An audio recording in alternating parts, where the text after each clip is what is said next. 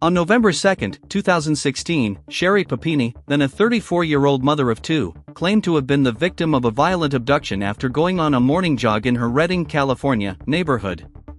Her husband, Keith Papini, reported her missing that evening, after he came home to find she wasn't there and had not picked up their kids from daycare.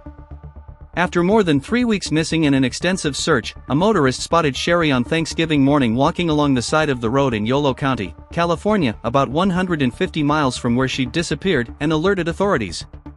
She looked malnourished and badly beaten. Sherri told police that she was abducted at gunpoint by two Hispanic women in a dark SUV and that the women tortured her and branded her skin.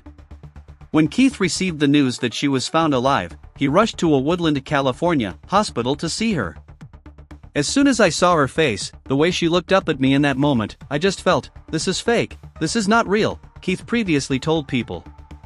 Sunday, November 24, marks 8 years since the day Sherri Papini was found. After several years of investigation, the truth about her purported abduction was revealed, and Sherri eventually admitted to making the entire story up.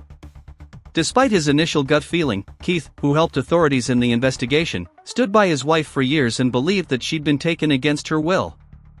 I was constantly trying to solve the case, Keith told People in June 2024. I always was reaching out to the FBI. Every time she would tell me something, I was writing it down or trying to find a picture of it, and I would give that to the FBI. However, the case was seemingly going cold, with no leads on the suspects who Sherri said abducted and tortured her. During the investigation into her disappearance, investigators began poking holes in her claims. Authorities learned that during the 22 days she was missing, Sherri was willingly at the Costa Mesa, California, home of her ex-boyfriend. Sherri was arrested in March 2022 in connection with the hoax. After Sherri's arrest, Keith told police he was blindsided and in shock at the fact that she faked her own disappearance. She pleaded guilty weeks later to one felony charge each of making false statements to federal agents and mail fraud. She was also ordered to pay back more than $300,000 in restitution for government funds expended on her after her self-inflicted disappearance. After the truth came out, she said in a statement through her attorney that she was deeply ashamed of what she did, adding, "I am so sorry for the pain I've caused my family, my friends, all the good people who needlessly suffered because of my story and those who worked so hard to try to help me.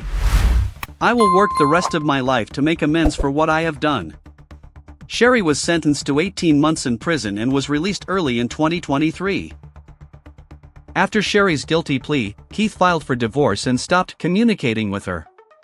He told People earlier this year that he now has sole custody of their 2 children, and Sherri sees them once a month during supervised visits. And ever since, cutting off contact with Sherri, it's been a lot easier, because now I just get to focus on the kids, he said.